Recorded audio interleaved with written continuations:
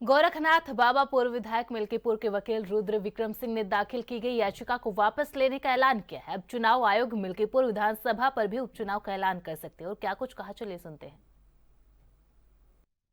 आज election commission ने महाराष्ट्र और झारखंड विधानसभा इलेक्शन और उत्तर प्रदेश में उपचुनाव की घोषणा की।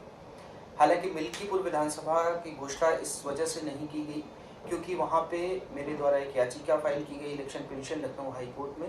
मेरे क्लाइंट गोरखनाथ जो वहां से विधायक भी रह चुके हैं, इलेक्शन पिटीशन हमने गोरखनाथ के द्वारा फाइल की थी, जिसमें हमने ये मांग की थी कि जो अवधेश प्रसाद जी जो अब सांसद बन चुके हैं, उनके द्वारा जो एफिडेविट फाइल किया गया था इलेक्शन कमीशन के पास, रिटर्निंग ऑफिसर के पास, वो बिल्कुल फॉर्ज है, फैब्रिकेटेड है। क्योंकि जो नोटरी उन्होंने कराई थी, ये मेरी याचिका है Gorakhnath versus Awadhesh Prasad Lucknow high court में।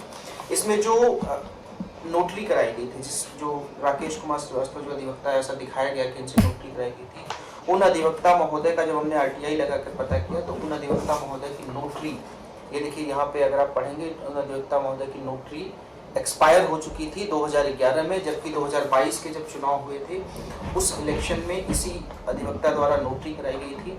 उसको हमने चैलेंज किया था, जिसपे माननीय न्यायालय ने संज्ञान लेते हुए नोटिस जारी किया था। इसमें सुनवाई चल रही है। हालांकि बीच में जब लोकसभा चुनाव हुए तो वो सांसद चुन लिए गए और इसलिए हमने भी याचिका को बहुत ज़्यादा प्रेस नहीं किया क्योंकि ऑलरेडी वो इन्फ्लेक्चुअस हो गई थी। लेकिन चूंकि मामला पेंडिंग है, मामले में माननीय न्यायालय संज्ञान ले चुका है, इसलिए आज चुनाव का जब घोषणा हुई तो मिल्कीपुर विधानसभा में घोषणा नहीं हुई। हालांकि हम 1-2 दिन में इसमें पिटीशन को विड्रॉ करेंगे और विड्रॉ करके उसके बाद इलेक्शन कमीशन को भी इन्फॉर्म कर देंगे।